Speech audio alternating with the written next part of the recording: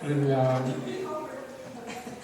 반갑습니다. 특별히 반가운 우리 세웅 형제가 돌아와서 너무 반갑습니다. 좀 몸도 더 좋아질 것 같고 하얀 옷을 입어서 그런지 더 키가 커도 보이고 멋있습니다. 네, 반갑습니다.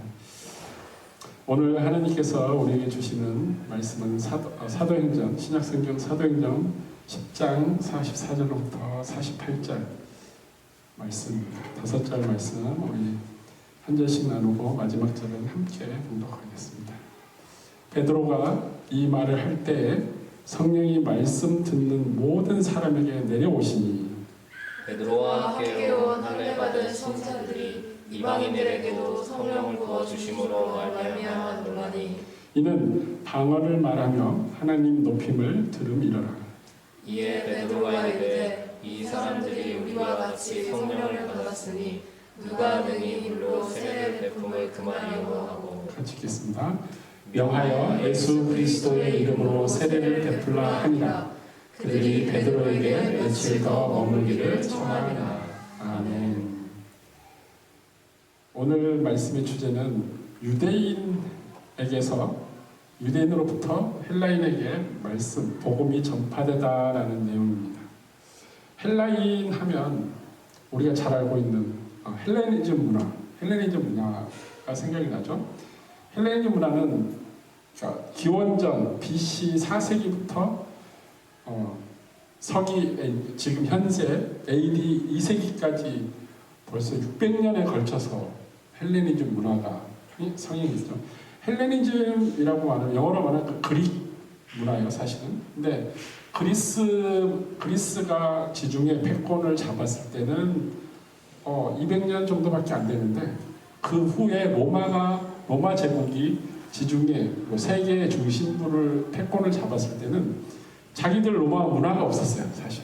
문화도 없고 그렇다 모든 다른 나라 정복한 나라를 다스릴 만한 시스템도 없었기 때문에 이 로마가 제국으로 넘어가기 이전에 그리스 제국, 그러니까 헬레니즘 문화를 적극적으로 받아들여요. 알렉산더 대왕의 문화를 그대로 받아들여서 자기들이 그 헬레니즘 문화를 자기의 문화로 만들려고 노력을 합니다. 그래서 여기서 말하는 헬라인이라고 말하면은 그리스 그릭 언어를 사용하는, 헬라 언어를 사용하는 모든 사람을 포함한 거예요. 그리스 사람도 포함하고 로마 사람도 포함하고 튀르키예 사람, 북아프리카에 있는 나라들. 왜냐하면 알렉산더 대왕이 북아프리카를 정복했고 이란과 이라크 이 지중해를 둘러싼 모든 나라를 정복했기 때문에 로마 제국에 속한 사람을 헬라인이라고 말하는데 유대인들은 어떻게 부르냐면 우리는 유대인 그리고 너희들은 헬라인이 아니라 너희들은 이방인이라고 해요. 우리는 Jews, 유대인이고 너희들은 젠타일이라고 해요. 주스가 아닙니다. 유대인이 아닌 사람 전부 이방인이야. 우리가 특히 중국 사람이 그러죠. 자기가 세계의 중심이기 때문에 자기가 중화민국 모든 나라의 한 중심에 있고 그리고 나머지 나라 사람들은 전부 다 뭐라고 그러죠? 그 사람들은 오랑캐라고 그럽니다. 똑같아요. 주이시 피플이 아니면 모든 사람이 젠타일, 이방인이라고 이야기합니다. 이 주이시라는 말은 어떻게 나왔냐면 하나님께서 주신 거예요, 사실은. 하나님께서 아담과 이브를 에덴 동산에서 지으시고 에덴 동산에서 살 수 있도록 했는데 불순종으로 쫓겨나죠. 그리고 그들이 아담과 이브가 죄 가운데서 생활하다가 계속 자손이 번성한데 그 자손의 번성에서 그들이 어떻게 됐다 그랬죠? 생각하는 거, 행동하는 거 모든 것이 다 악할 뿐이라고 하나님께서 사람 지으심을 한탄하십니다. 가슴을 치고 한탄하시는데 여기에 하나님께 보시기에 의인이었던 노아를 통해서 구원을 하죠. 그리고 노아의 가족 8명을 통해서 다시 인간들이 다 또 번성하기 시작하잖아요. 근데 아무리 하나님께서 쫓겨난 아담과 이브 그리고 다시 심판받은 후에 노아의 가족들을 통해서 다시 하나님과 같이 교제할 수 있는 하나님의 명령에 복종하고 하나님의 뜻대로 살아가는 그런 거룩한 하나님의 자녀로 살아갈 수 있게 도와주려고 하는데도 이들이 계속 멀어지는 거예요. 하나님과 멀어지려고. 그래서 하나님께서 선택을 하죠. 한 사람을. 누구죠? 유대인과 또 아람인들이 전부 다 그 사람이 우리의 조상이라고 말하는 사람. 아브라함을 선택하죠. 아브라함을 선택해서 아브라함을 통해서 하고 싶은 게 있었어요. 아브라함을 통해서 정말로 이제는 이 아브라함을 통해서 뒤 후손이 이어지는데 그 후손들 아브라함의 아들 이삭의 아들 야곱의 12아들을 통해서 하나님만을 섬기는 민족, 그래서 하나님께서 아브라함을 선택했다 그래서 선민이라고 스스로 부릅니다. 선민들이 생활할 하나님의 백성으로 살아가는데 하나님께서 원하시는 것은 이거예요. 이 선민들이, 이 하나님 백성들이, 아브라함 후손들이 다른 사람들 보기에 하나님을 섬기고 하나님이 창조주이심을 믿고 따라가며 복을 받는 그 모습을 보면서 다른 사람들이 하나님을 섬기는 것, 이것을 원한 거예요. 아브라함을 선택한 이유가 딱 한 가지예요. 왜냐하면 창세기 12장 1절부터 5절 말씀에 너를 통해서 하나님께서 아브라함 너를 통해서 모든 사람이 너도 복을 받지만 너를 통해서 세상 모든 민족이 다 복을 받을 수 있게 할 거야 라는 말씀을 하십니다. 아브라함을 선택할 때부터 그 복이 바로 예수 그리스도를 통한 구원의 사역입니다. 그래서 유대인이라고 하면은 하나님께서 유대인을 한 사람의 시범 케이스를 사용해서 모범적인 나라로 만들어서 나머지 나라들이 유대인 나라를 보면서 이 세상을 창조한 게 하나님이고 하나님께서 이 세상 모든 것을 주관하시고 전능하신 하나님과 그리고 그가 보내실 메시아를 통해서 구원하신다는 것을 믿게 하기 위해서 유대 민족을 선택했는데 유대인들은 어떻게 생각하냐면 하나님께서 우리를 선택했기 때문에 우리가 최고야. 유대인이 아닌 사람들은 전부 이방인이야. 오랑캐야라고 이야기하는 거예요. 배타적인 민족성을 가지고 있습니다. 그래서 하나님께서 자기 아들을 보내시고 예수 그리스도를 통해서 구원해 주신다는 예수 그리스도가 아닌 메시아를 통해서 구원해 준다는 사실을 유대인들은 알고 있었지만 그가 하나님께서 약속하신 이사야로부터 약속하신 구약에 나온 선지자들로부터 약속하신 그 메시아가 예수가 아니라고 부정을 하잖아요. 거기서부터 틀어집니다. 그래서 유대인들과 이방인들 사이에서 이제 서로가 서로를 믿지 못하는 상황이 벌어지게 됩니다.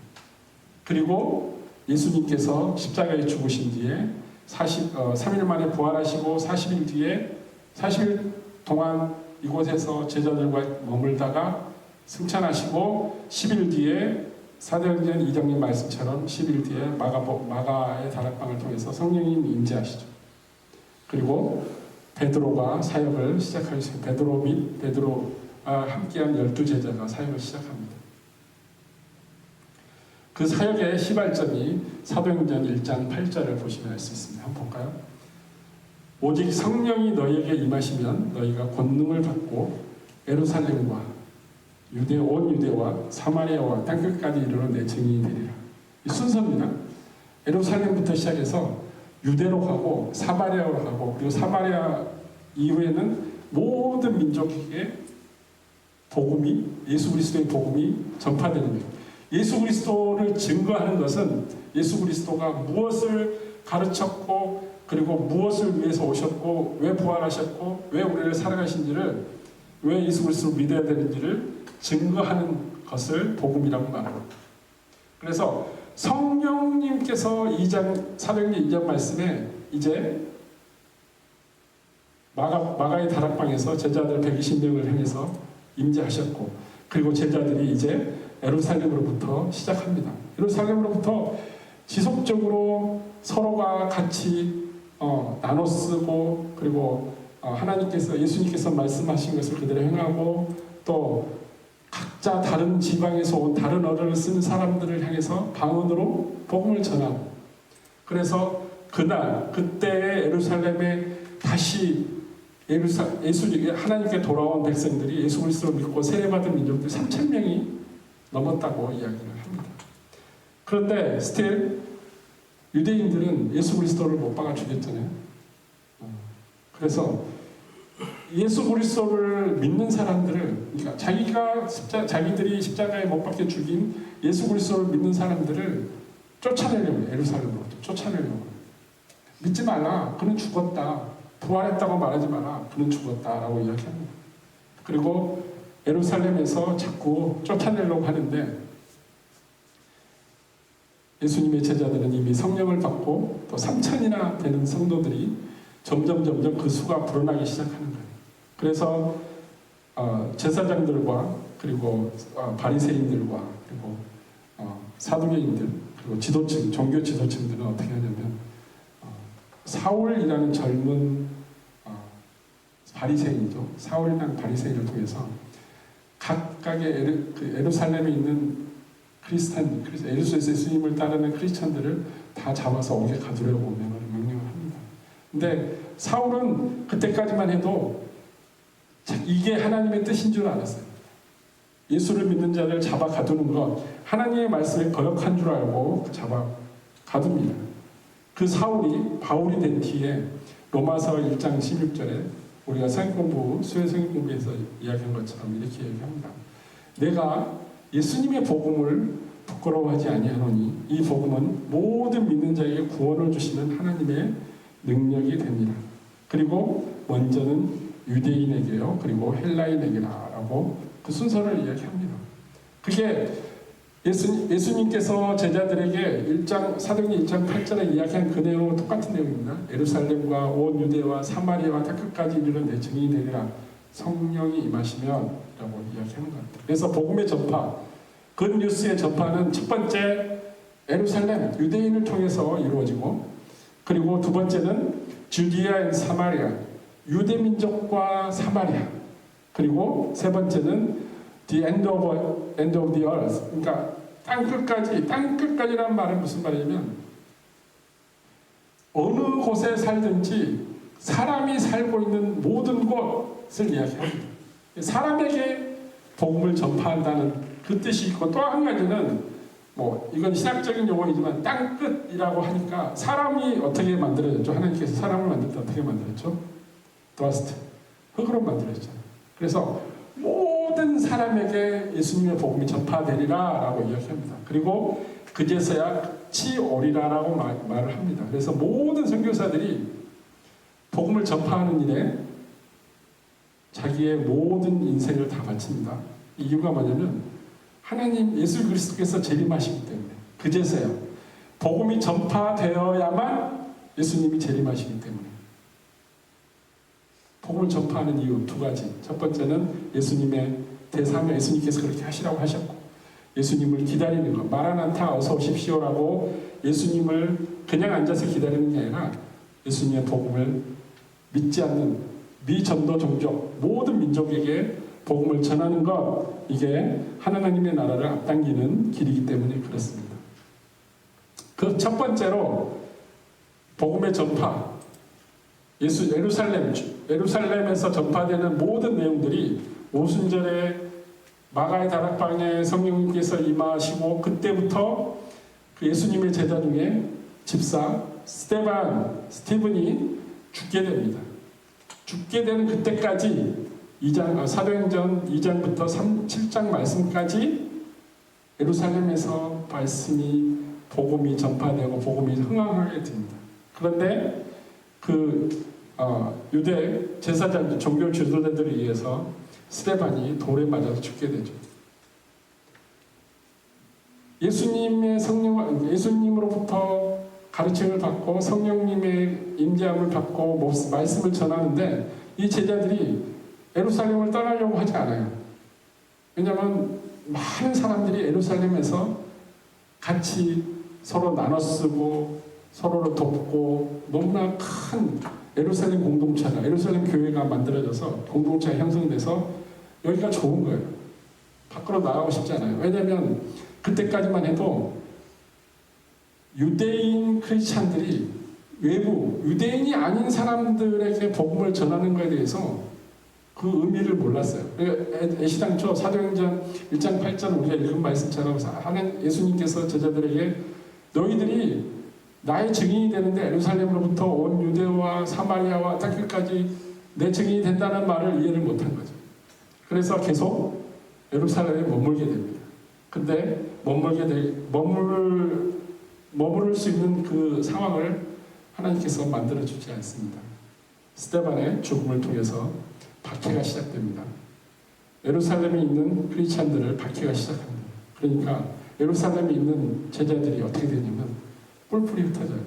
왜냐하면 예루살렘에 있으면 잡혀가서 죽게 생기거든. 그러니까 다 도망갑니다. 사도행전 8장 1절을 보시면 그 내용이 나옵니다. 사울은 그가 죽임을 당함을 그가 누구냐면 스데반이죠. 사울은 스데반이 죽임을 당함을 마땅히 여기고 이때 사울은 아직까지도 바리새인이죠.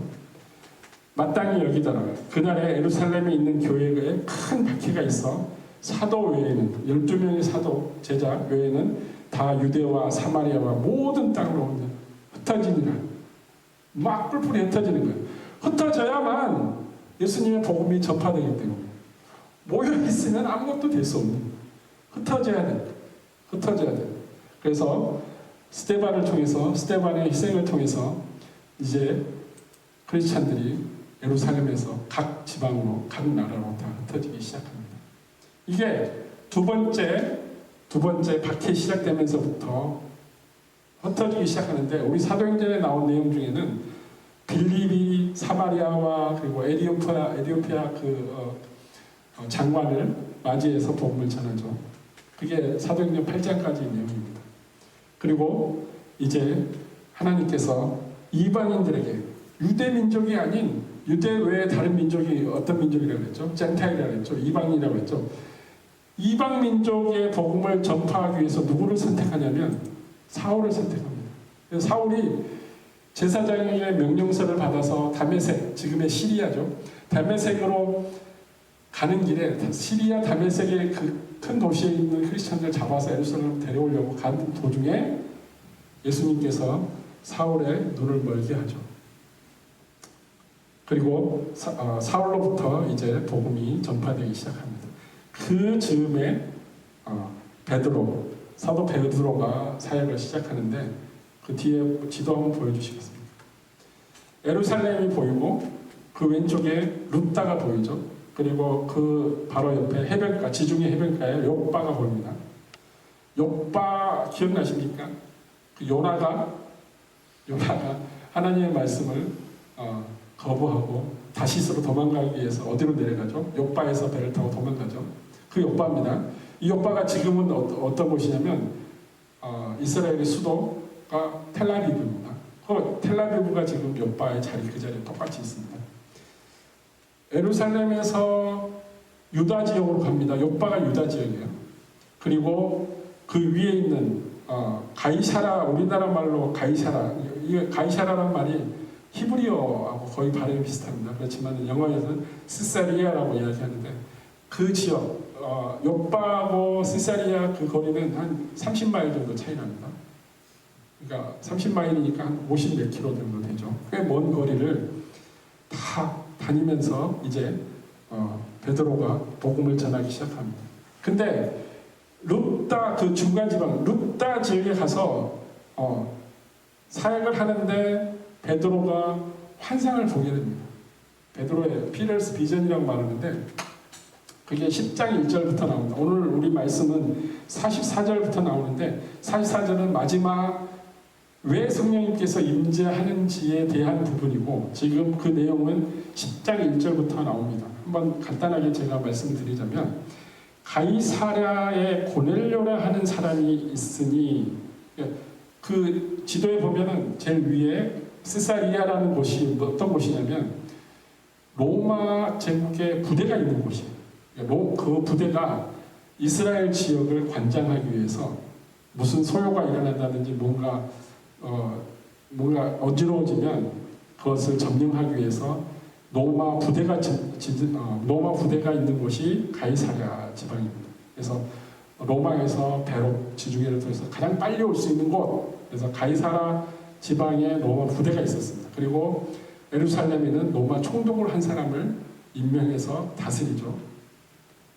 이 가이사랴 지역에 누가 있었냐면 고넬료라 하는 사람이 있는데, 이 사람이 어떤 사람이냐, 이탈리아 부대의 군대의 백부장, 센츄리온이라는데, 백부장이란 말은 아주 이해하기 쉽습니다.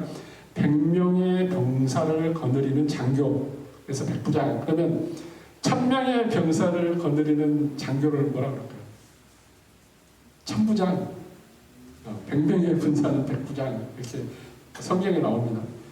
백부장인데 어느 정도 지금 우리 한국의 군대로 보면 중대장하고 대대장 그 중간 사이입니다. 100명의 부하를 거느리는 백부장이니까 상당히 위에 있는 장교죠. 이 사람이 가이사랴의 부대에서 살고 있는데, 그가 경건하여 온 지방과 더불어 하나님을 경외하며 백성을 많이 구제하고 하나님께 항상 기도하더니, 하나님을 믿는 거예요. 로마 제국의 로마 사람이 유대 민족의 신을 믿는 거예요. 하나님을 믿는 거예요. 근데 온 자기 고넬료 집안 사람과 함께, 자기 친척과 모든 사람과 함께 하나님을 믿는데, 주변에 있는 이스라엘 백성들 그리고 로마 백성들을 구제합니다. 못 사는 사람, 힘든 사람들을 구제해주고, 이렇게 보면은 이 사람은 하나님께 칭찬받는 사람, 하나님이 구약의 유대 민족의 말씀대로 유대 민족의 그 율법대로 잘 살고 있는 거예요.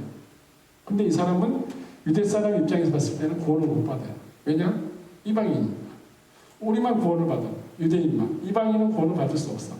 왜냐? 이방인들은 할례를 하지 않기 때문에. 근데 하나님께서 이 하나님께 기도하고 하나님을 경외하는 이 고넬료에게 천사를 보내줍니다. 3절에 뭐라고 나오냐면, 하루는 제9시쯤에, 9시가 12시입니다. 9시가 12시가 아니라 3시입니다. 3시. 플러스 6를 하면 돼요. 히브리 그 시간하고 지금 시간하고 3시, 오후 3시에 고넬료가 기도하던 중에 환상 중에 밝히 봄에 하나님의 사자가 들어와 이르되, 고넬료야 하니, 고넬료가 주목하여 보고 두려워 이르되, 주여 무슨 일이니까? 천사가 이르되, 네 기도와 구제라는 것은 도와주는 거죠. 다른 사람. 구제가 하나님 앞에 상달되어 기억하신 바 되었으니, 고넬료가 하는 행동이 하나님 보시기에 착하고 또 구제를 잘하고 잘 살고 있다는 것이 하나님 귀에 들린 바 되었다는 거예요. 그렇지만 이 고넬료는 아주 심각한 문제점을 가지고 있어요. 왜냐하면 예수님을 몰라. 하나님만 알고 있어요. 그리고 하나님이 주신 그 이스라엘 백성이 주신 그 율법대로 살고 있는 거예요. 그래서 하나님께서 이 고넬료에게 찾아와서 천사를 보내서 하고 싶은 이야기는, 네가 그렇게 잘 살고 있지만, 율법대로 살고 있지만 너는 부족한 게 있다. 너에게 필요한 것을 주고 싶다라는 것입니다. 그래서 5절에 네가 지금 사람들을 욥바로 보내요. 욥바 아까 그 밑에 지방 욥바로 보내서 베드로라 하는 시몬을 청하라. 베드로가 거기 있어요. 베드로가 지금 사역을 하는 중에 있어요. 베드로에게 가서 베드로를 불러와라. 베드로를 통해서 네가 받을 게 있다 이야기합니다. 그러니까 천사가 따라오고 난 뒤에 고넬료가 집안 하인 둘과 부하 가운데서 경건한 사람을 불러서 이제 욥바로 보냅니다. 베드로에게 보냅니다. 근데 그 순간 베드로에게는 무슨 일이 일어났냐면, 베드로가 이제 기도하려고 지붕 위에 올라가는 그 시간이 6시라. 6시면 정각 12시죠. 6시니까 12시.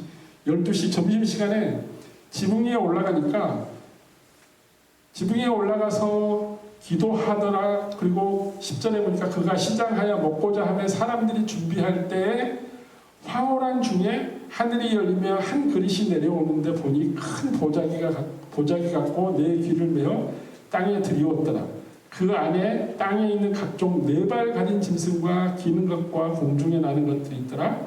그 또 소리가 있어 베드로야 일어나 잡아먹으라 하거늘 베드로가 이르되 주여 그럴 수 없나이다. 속되고 깨끗하지 아니한 것을 내가 결코 먹지 아니하였나이다. 이게 무슨 말이냐면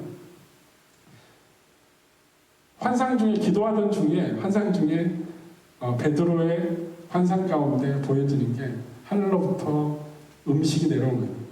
음식이 내려왔는데 그 짐승 네 발 가지고 또 유대인들이 율법에서 절대 먹지 말아야 될 음식의 율법이 있습니다. 이 음식은 먹지 말라는 거예요. 이게 뭐 그 무슬림들이 할랄 푸드 아니면 안 먹잖아요. 똑같은 겁니다.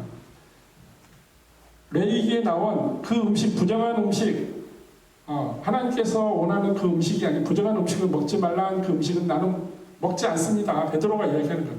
나는 율법을 잘 지키는 사람입니다. 먹지 않습니다라고 이야기합니다. 그 천사에게. 그러니까 15절에 또 두 번째 소리가 있어. 하나님께서 깨끗하게 하신 것을 네가 속하다 하지 말라. 하나님께서 이걸 잡아먹으라 그랬으면 잡아먹어야지 왜 이것이 불결하고 정결하지 않다고 이야기하느냐라고 이야기합니다.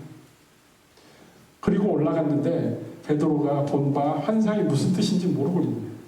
그런 과정 중에 이제 욥바에서 온 고넬료의 하인들이 도착합니다. 그 베드로에게 도착해서 여기에 베드로가 있지 않느냐라고 유숙하지 않느냐 하니까 이제 베드로가 내려가서 그 사람들을 보고 이르되 내가 곧 너희가 찾는 사람인데 너희가 무슨 일로 왔느냐라고 이야기하니까 그들이 대답하되 백부장 고넬료는 의인이요 하나님을 경외하는 사람이라 유대 온 족속을 칭찬하더니 그가 거룩한 천사의 지시를 받아 당신을 그의 집으로 청하여 말을 드리려 하니라 한대라고 이야기합니다. 고넬료가 천사로부터 받은 이야기를 이제 그 하인들이 베드로를 찾아와서 이야기합니다. 이 순간에도 베드로는 왜 환상 중에 자기가 먹지 않아야 될 음식이 내려와서 천사가 먹으라 하고 하는지를 이해를 못하는 거예요. 그 음식이 무엇인지.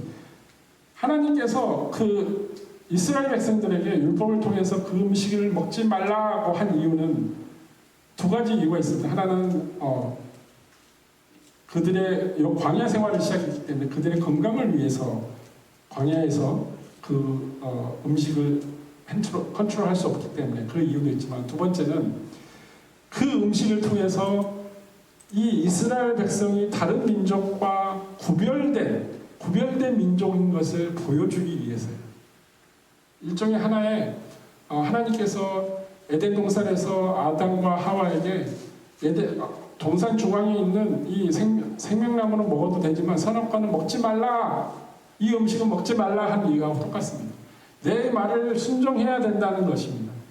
너는 피조물이고 나는 창조주야 라는 것을 지키라는 것입니다.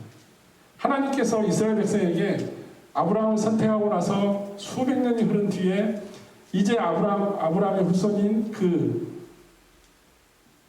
광야를 걷고 있는 모세를 통해서 광야에서 가나안 땅으로 약속의 땅으로 가는 그 이스라엘 백성들에게 이거 먹지 말라 하는 이유는 너희들이 나에게 복종하고 순종해야만 네가 원하는 유대인들이 나의 백성이 되고 나의 백성을 통해서 다른 민족들이 너를 보고 저들이 섬기는 하나님을 섬기기 때문에 그 하나님으로 말미암아 복을 받고 그 하나님을 말미암아 잘 살고 평안을 누리는구나, 하나님이 진정한 창조주이구나 라는 것을 느끼게 하기 위해서 그 규정을 둔 거예요.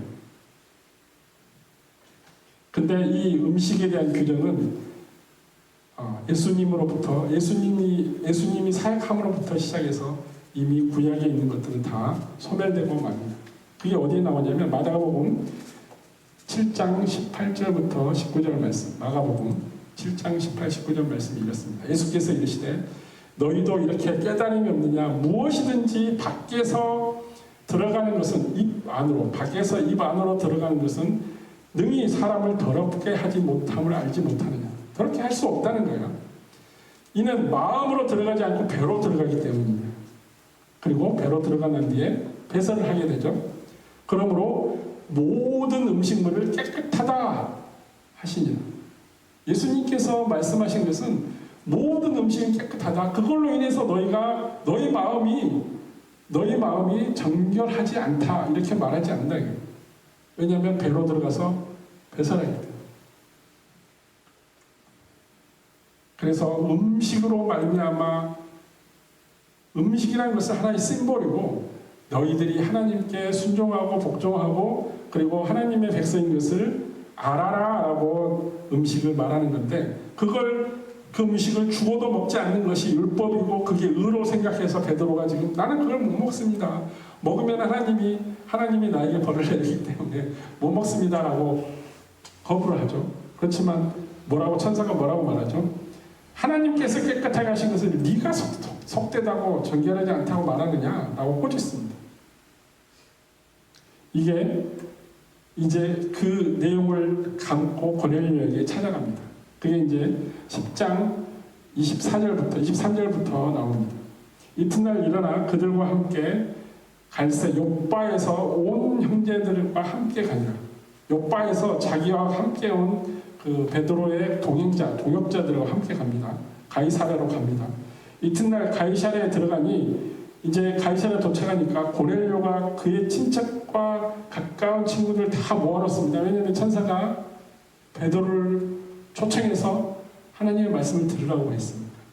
이거 빅 이벤트예요. 너무너무. 왜냐하면 그 친척과 가족들이 전부 다 하나님을 섬기며 경외하며 구제하기, 그렇게 하나님의 말씀대로 살아가는 자들이기 때문에 이제 드디어 베드로가 왔기 때문에 베드로를 맞이합니다. 그리고 베드로가 들어오니까 고넬료가 맞아 발 앞에 엎드려 절하니, 베드로가 오니까 베드로의 발에다 키스하면서 입맞춤하면서 베드로에게 경배합니다. 그러니까 베드로가 뭐라 하냐면, 베드로가 고넬료를 일으켜 일어서라, 나도 같은 사람이라 라고 이야기합니다.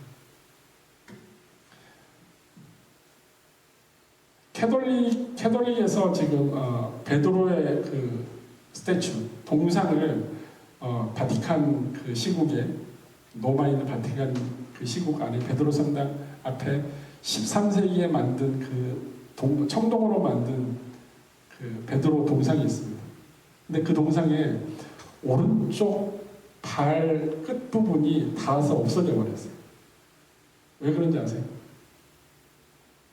캐톨릭의 순례자들이 바티칸 시국에 오게 되면 베드로의 그 발을 잡고, 오른쪽 발을 잡고 계속 키스하는 거예요. 이 고넬료처럼 달아져가지고 없어요. 그 발 부분이 없어요. 너무너무 오랫동안. 이게 13세기부터 이어져 온, 지금도 하고 있어요. 지금도. 그렇지만 그 당사자인 베드로는 사람에게 경배하지 말라, 사람에게 절하지 말라 이야기합니다.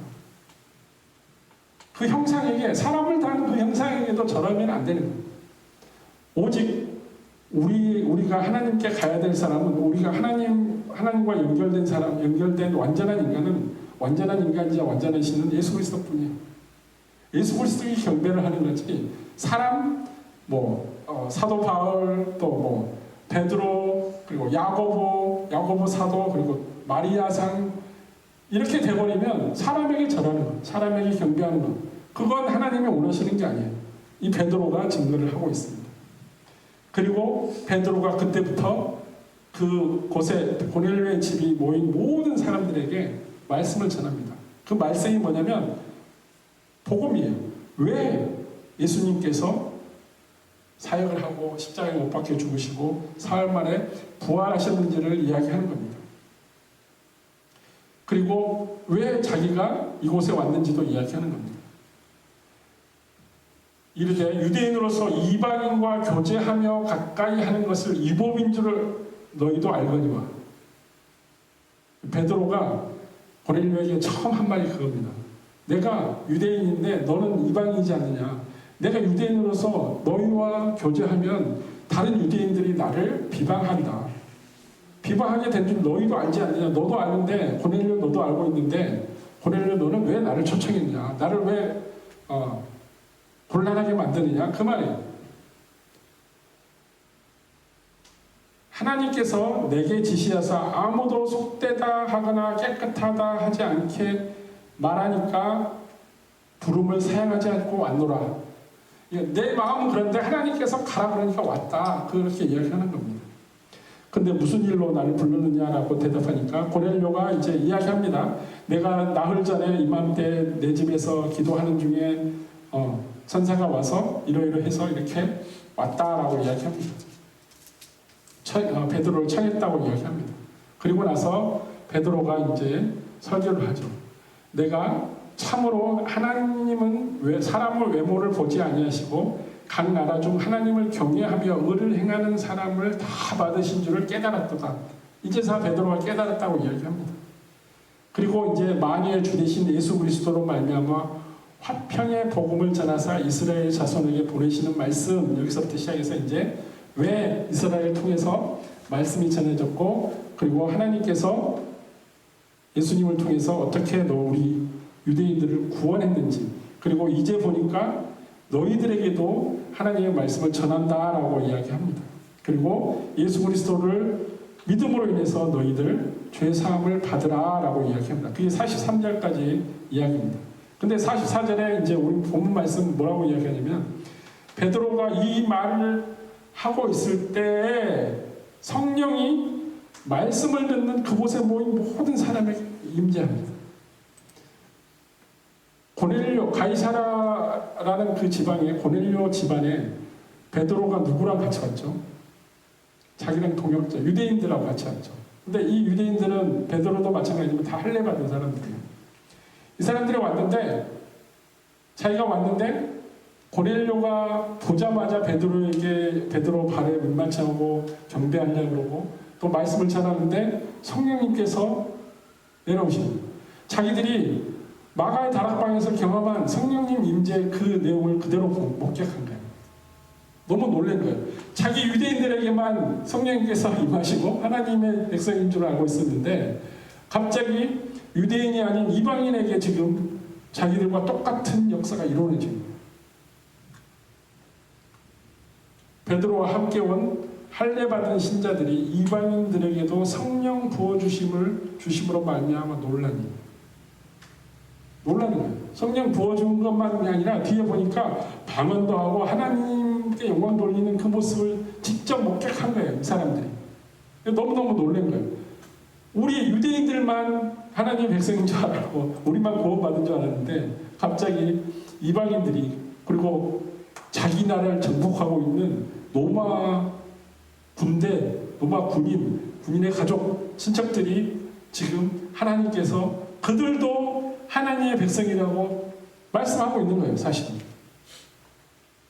그러니까 베드로가 사람들에게 우리와 같이 성령을 받았으니까 누가 능히 물로 세례 베품을 금하리요 라고 이야기하고 그들에게 그 절에서 성령께서 부어주심과 같이 예수 그리스도 이름으로 세례를 줍니다. 이게 베드로가 그들에게 행한 거예요. 베드로가 욥바에 있을 때 경험하지 못한 것을 이방 지역인 가이사랴 지방에 와서 고넬료를 통해서, 고넬료의 모든 친척들을 통해서 예수 그리스도의 복음을 전파할 때 자기가 복음을 가지고 자기 혼자 잘 먹고 잘 사는 게 아니라 그 복음을, 내가 은혜로 받은 그 복음을, 구원의 메시지를 내가 가지고 있는 게 아니라 다른 사람에게 전파할 때 이방인이든 그 사람이 어떤 형상을 가지고 있든 어떤 사람이든 그 사람에게 복음이 전파될 때 성령께서 임재하신다는 것을 기록하고 있는 것입니다. 그러니까 이 유대인들, 할례받은 유대인들이 너무너무 놀랍니다. 우리가 생각할 때는 예수 그리스도를 따라가는 제자들, 예수 그리스도로 말미암아 성령 세례를 받은 마가의 다락방 120명의 그 제자들, 이 모든 사람이 예수님과 똑같은 생각을 하고 있다고 생각을 해요. 그렇지만 실제는 아닙니다. 그들이 베드로와 마찬가지로 우리만 성령을 받고 우리만 구원을 받을 거라고, 우리의 메시아라고 생각을 하는 거예요. 다른 사람들은 관심 없습니다. 그런데 스데반의 죽음으로 말미암아 예루살렘에서 사역을 하지 못하고 전부 뿔뿔이 흩어진 뒤로는 각 나라, 각 지방으로 다 흩어져서 이제 복음을 전하는데, 그 복음을 전하는 사명자로 사도로 부르신 사도가 바울이 되어 복음을 전하기 이전에 베드로가 이제 로마, 이스라엘 민족, 유대 민족을 압박하고 정복한 로마 민족을 통해서 이제 복음이 전파되는 것을 이곳에서 사도행전 10장에서 기록하고 있는 것입니다. 그래서 하나님의 사람들에 대한 하나님께서 그 피조물인 우리 사람들에 대한 에덴 동산에서 쫓겨난 모든 사람들을 구원하기 위한 계획은 하나님께서 자기가 스스로 선택한 유대인뿐만 아니라 사마리아와 온 유대와 헬라인과 온 땅 끝까지 미친다는 것입니다. 하나님께서 창조하신 모든 사람들을 구원할 계획을 가지고 있다는 것. 이것은 애초 처음부터 하나님께서 약속하신 것입니다. 그런데 유대인들이 자기들 선민이고 자기들만 구원을 받고 자기들만 하나님의 백성이라고 생각을 하고 예수 그리스도를 못 박았기 때문입니다. 하나님께서 창조하신 모든 사람들에게 미치는 이 구원을 예수 그리스도를 통해서 이루어 주신다는 것입니다. 예수 그리스도를 우리가 영접해야만 성령님을 받을 수 있기 때문입니다. 그 이유는 이스라엘 백성들, 유대 민족들이 아직도 죄인이었을 때 예수 그리스도를 보내주신 것과 마찬가지로 이방인들도 죄인이었을 때, 할례를 받지 않았을 때, 그때 하나님께서 복음을 전파되고 그 복음으로 말미암아 예수 그리스도를 믿음으로 인해서 구원을 받는다는 것을 이 고넬료의 가족을 통해서, 고넬료 말씀을 통해서 우리에게 메시지를 주는 것입니다. 우리의 노력이나 우리의 어려움, 그리고 우리의 경건함, 고넬료가 그런 사람이 있잖아요. 지금 우리 주변에 그런 사람들이 많습니다. 쉽게 말해서 법이 없어서 살 사람, 도덕적으로 완벽한 사람이라고 많은 사람들이 이야기하는 그런 고넬료 같은 사람들이 우리 주변에 많이 살고 있습니다, 사실. 그런데 이 사람들이 구원을 받을 수 있느냐? 아닙니다. 하나님께서 그렇지 않다고 이야기합니다. 고넬료를 불러서 아니야, 너는 구원을 받기 위해서는 베드로를 통해서 예수 그리스도의 복음을 받아야 돼. 성령의 세례를 받아야 돼. 라고 이야기해서 지금 오늘의 이 사건이 벌어진 것입니다. 아무리 도덕적으로 구제를 잘하고 의롭고 하나님 보시기에 의로운 자라 할지라도 예수 그리스도를 통해서 구원을 얻지 못하면 그는 천국에 갈 수 없다는 것을 말씀하는 것입니다. 오직 우리의 노력이나 의로움이나 우리의 경건하고 의로운 것, 이 모든 것으로 구원이 이루어지는 게 아니라 오직 하나님의 사랑이 드러나 있는 하나님의 은혜가 우리 가운데 보여지는 것, 이것이 예수 그리스도로 말미암아 이루어졌잖아요. 예수 그리스도로 말미암아 죄 사함을 받아야 된다는 거예요. 그가 아무리 의롭고 도덕적인 자라 할지라도 죄 사함을 받지 못하면 그는 하나님과 화해할 수 없습니다. 하나님과의 관계를 다시 회복할 수 없다는 것입니다. 하나님의 사랑, 은혜로 값없이 주신 것을 우리가 선물로 받지 못하면, 예수 그리스도를 내가 영접하지 않으면 그 구원을 우리가 받을 수 없다는 것, 그 이야기입니다. 이와 마찬가지로 각 나라, 각 민족, 가난한 자, 부한 자, 그리고 나이 어린 자나 나이 많은 사람이나 피부색이 검은색이든 하얀색이든 아니면은 노란색이든 어떤 거와 상관없이, 생김새와 상관없이, 차별 없이 유대인이든 이방인이든 중국인이든 오랑캐든 그 상관없이 하나님께서 창조한 모든 피조물, 모든 사람에게 똑같이 차별 없이 오직 예수 그리스도의 그 이름으로 힘입어 죄사함을 받고 하나님의 관계 가운데 예수 그리스도의 이름으로 내가 덧입힌 바 되어서 의롭다 하심을 여김으로 발미암아 예수 그리스도를 믿기만 하면 오늘 말씀 가운데 고넬료와 그 가족과 그 친척과 모든 사람에게 임했던 성령님의 그 구원, 성령님의 임재하심이 예수 그리스도를 통해서 영접하고 믿는 모든 사람에게 차별 없이 우리에게도 찾아오신다는 것입니다. 우리 삶 가운데 이루어진다는 것입니다. 이게 하나님께서 베드로를 고넬료에게 보내주신 거고, 베드로가 유대인이지만 베드로에게 깨닫게 하시고, 베드로가 드디어 그 깨달음으로 인해서 11장 사도행전 이 말씀 뒤에 11장에 보면은 베드로가 예루살렘 교회로 갑니다. 예루살렘 교회로 가서 고넬료와 그 지방 가이사랴 지방 그리고 룻다 지방 옆바 지방에서 무슨 일이 일어난지를 보고합니다. 하나님께서 성령님을 우리에게 보내주는 게 아니다. 우리에게만 보내주는 게 아니라 이방인에도 보내주고 이방인에게 복음을 전파해야 된다고 이야기합니다. 빌립이 사마리아 지방에 가서 사마리아 사람들에게 이스라엘 백성, 유대 민족들이 사마리아 사람들을 개, 돼지 취급하잖아요. 근데 빌립이 사마리아 지방까지 가서 성령의 인도함을 받아 사마리아 지방에 가서 사마리아인에게 복음을 전파하고 그들도 예수 그리스도를 믿고 구원을 받기 시작합니다. 아프리카에 있는 에디오피아에서 온 네시, 에디오피아 그 장관이 예루살렘에 갔다가 돌아가는 길에 필립을 또 만나서 복음을 전파합니다.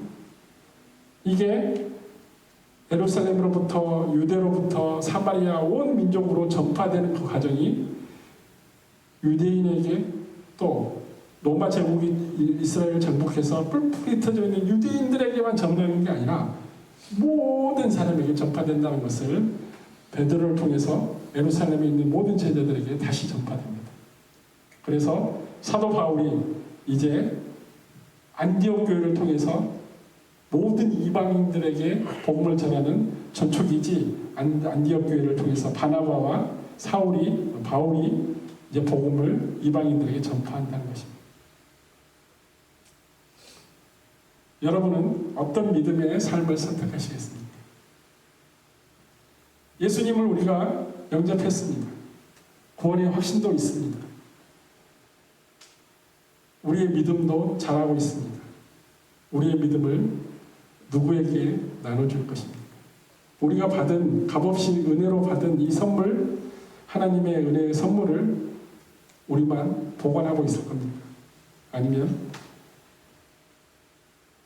고넬료에게 전했던 것처럼, 베드로가 전했던 것처럼 전하는 하나님의 은혜를 전하는 자가 되시겠습니까? 성령님께서 우리에게 임재하시는 것은 예수 그리스도의 이름을 전파될 때, 전파되는 곳, 전파되는 장소에 성령님께서 임재하십니다. 성령님께서 임재하시는 것은 예수 그리스도의 이름으로 말미암아 우리가 권능을 발휘할 수 있는 그 권능을 주신다는 것입니다. 그러므로 우리의 지혜나 우리의 지식과 우리의 확신, 우리가 가지고 있는 뭔가 노력, 우리의 능력으로 뭔가를 하는 가운데는 성령님께서 임재할 이유가 없어요. 우리 능력으로 할 수 있다고 생각하는데 내가 도와줄 일이 없죠. 그렇죠. 우리가 약함을 인정하고 우리가 예수 그리스도의 이름으로 도움을 구하고 성령 하나님께서 임재를 구할 때, 그리고 예수 그리스도의 복음이 전파되는 그곳에 성령님께서 나를 통해서, 우리를 통해서 역사하신다는 것입니다. 우리를 통해서 역사하시는 게 복음을 전파되고 하나님이 예수 그리스도를 우리에게 주신 구원자로 주신 것을 믿고 구원으로 말미암아 이루어지는 것, 이것이 성령 하나님께서 이방인들을 통해서 하나님의 큰 마스터 플랜을 이루고자 하는 그 사역 가운데 있다는 것입니다. 그래서 저는 여러분 모두가 예수 그리스도의 거룩하신 이름으로 변화되어서 성령님의 임재하심과 함께 더 큰 믿음의 삶을 소망하면서 살아가기를 예수 그리스도 이름으로 축복합니다. 다 함께 고개 숙여 기도드리시겠습니다.